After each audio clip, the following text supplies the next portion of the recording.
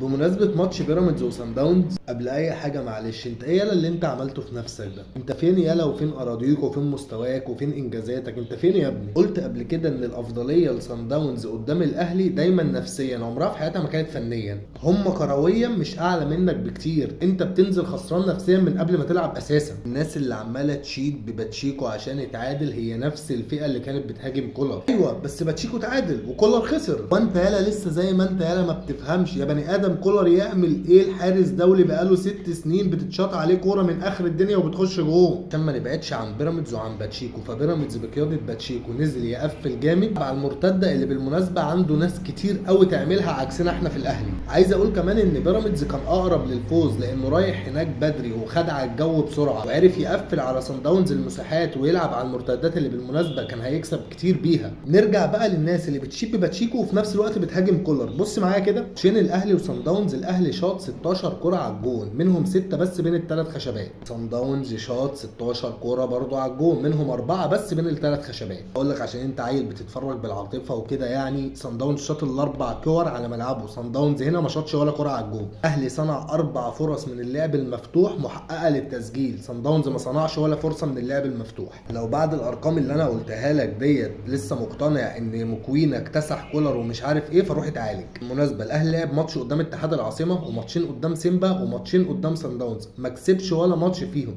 طب انت عارف الاهلي صنع كام فرصه محققه للتسجيل من اللعب المفتوح في ال5 ماتشات دول؟ قول رقم كده، قول يلا. صنع 17 فرصه محققه للتسجيل من اللعب المفتوح في 5 ماتشات بس، وفي الاخر يجي محنك يقول لك اصل العيب في كولر. ايوه يعني هو كولر ما عندوش مشاكل؟ مفيش مدير فني في العالم ما عندوش مشاكل يا اسطى. كولر عنده مشكله في قناعته ببعض اللعيبه على حساب لعيبه تانية. كولر عنده مشكله في تاخير تبديلاته، انما فنيا مستحيل.